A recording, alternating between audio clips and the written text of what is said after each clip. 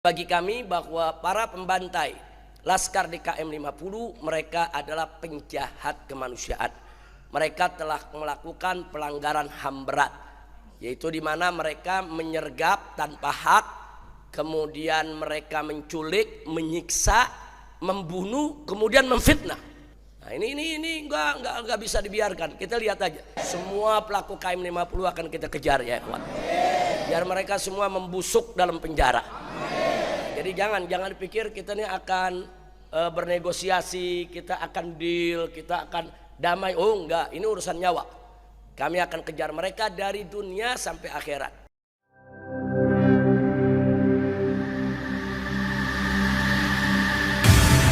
Islamic Brotherhood Television. Ya. Baik ya kawan, kita doakan saja. Alhamdulillah DPP Front Persaudaraan Islam sudah menyampaikan bantuan ke Palestina tahap ke-17. Jadi hari ini kita sudah menyampaikan tahap ke-17. Kenapa ada tahapan-tahapan? Karena ada tempat-tempat yang berbeda. Kadang-kadang kita kirim dia ke Jabalia di sebelah utara Gaza, kadang-kadang di selatan, di Rafah. Kemudian juga bantuannya beraneka ragam. Yang jelas yang selalu ada tiap hari itu dapur umum untuk memberikan makan kepada para pengungsi. Nah, sekarang DPP saya dengar juga bekerja sama dengan KPA Hilmi sedang membangun tenda-tenda karena mereka kekurangan tenda. Jadi semula di daerah Rafah tempat pengungsian perbatasan dengan Mesir biasanya cuma ada sekitar 300 sampai 400 ribu pengungsi. Tapi saat ini sudah 1,5 juta lebih. Karena yang dari utara semua hijrah ke selatan. Mereka hijrah nih nggak bawa barang, saudara rumahnya udah dihancurkan, harta bendanya udah musnah. Jadi mau makan juga susah. Nah kita dari DPP FPI juga dari Komite Persaudaraan Al-Aqsa, begitu juga dari Hilal Merah Islam, ya ikhwan. Terus bekerja sama bersama Mercy juga kita bekerja sama bagaimana supaya bantuan-bantuan yang diamanatkan oleh umat yang jumlahnya miliaran itu semua bisa sampai itu kepada yang berhak. Adapun soal rumah sakit Indonesia di Gaza, kita juga untuk kesekian kalinya bekerja sama dengan Mercy dan Mercy punya komitmen untuk membangun kembali. Karena kemarin sempat dibom, bahkan sempat dirampas dan dijadikan sebagai markas tentara Israel.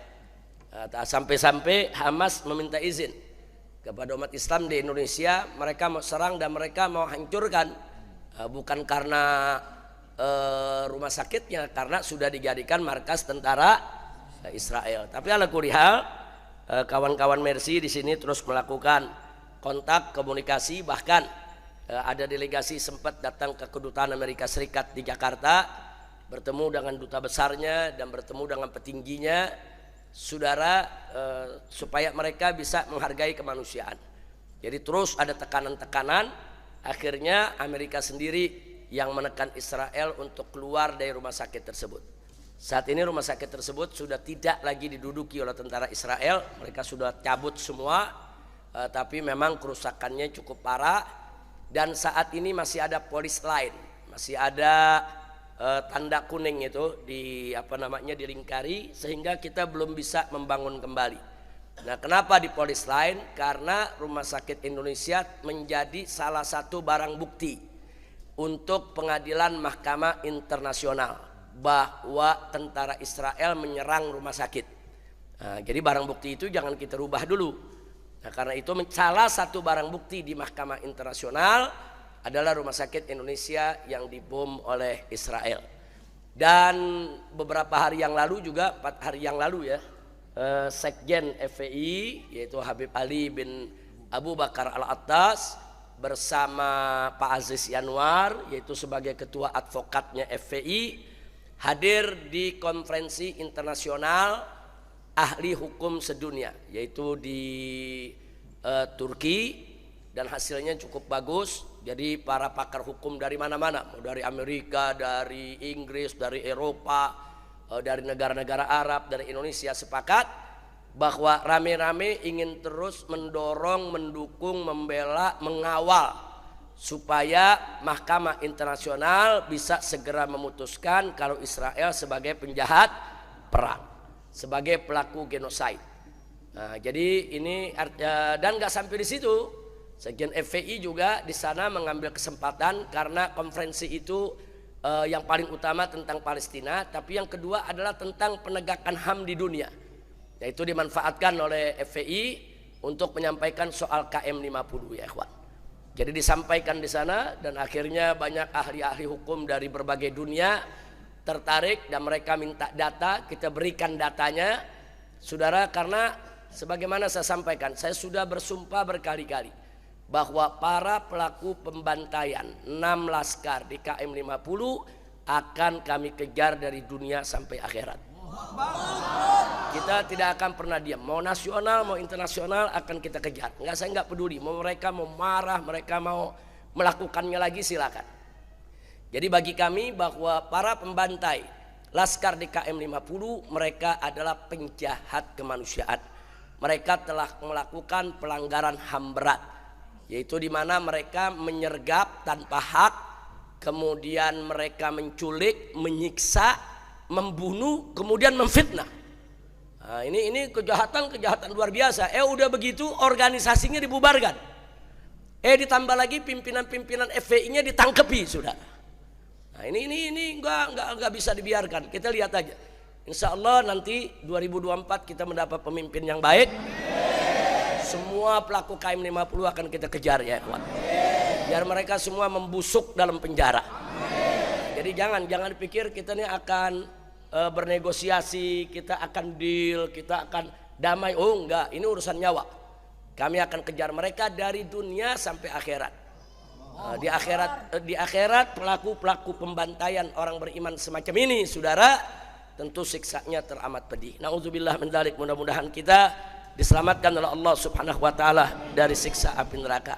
Nah, itu yang perlu kita sampaikan. Jadi alhamdulillah DPP FPI sudah banyak melakukan hal-hal yang cukup bagus, cukup baik, dan doakan mudah-mudahan dalam waktu dekat Rumah Sakit Indonesia bisa dibangun kembali. Ini untuk Rumah Sakit Indonesia bantuan yang sudah mengalir nggak sedikit ya kawan, sudah 80 miliar.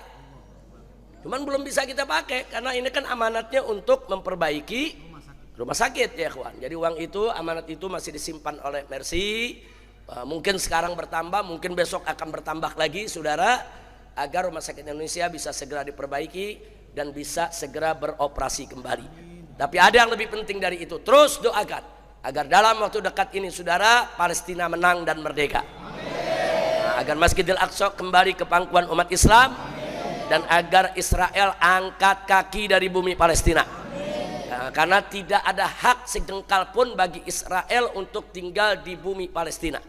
Karena mereka adalah penjajah, perampok, perampas negeri orang lain saudara, yang didukung oleh Amerika, oleh Inggris, dan oleh banyak negara-negara Eropa. Tapi kali ini perlawanan yang diberikan oleh bangsa Palestina luar biasa, mengejutkan dunia, menakjubkan kita semua. Mudah-mudahan ini pertanda datangnya pertolongan Allah Subhanahu wa taala. Nasrun minallah wa fathun qarib wa basyiril mu'minin. Ini insyaallah merupakan nasrun minallah, pertolongan dari Allah. Kalau sudah ada pertolongan dari Allah, wa fathun qarib, maka kemenangan sudah dekat. Wa basyiril mu'minin, kasih kabar gembira ini kepada orang-orang beriman.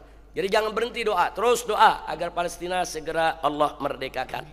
Dan mudah-mudahan 2024 ini kita mendapat pemimpin yang bagus, pemimpin yang baik, pemimpin yang jujur, pemimpin yang siap untuk menegakkan keadilan, melawan kezaliman, memberantas korupsi, dan siap mensejahterakan rakyat, serta membawa Indonesia sebagai baldatun thayyibatun wa rabbun ghafur. Insyaallah. Ya, baik, sekali lagi terima kasih kepada para ustadz di sini semua, juga kepada Ayah Dedeng yang luar biasa dalam usia yang sudah cukup lanjut, tapi semangat mudanya terus beliau itu menjaga daripada segala kegiatan yang ada di Masjid Al-Islah. Begitu juga semua pengurus yang tidak saya sebutkan satu persatu.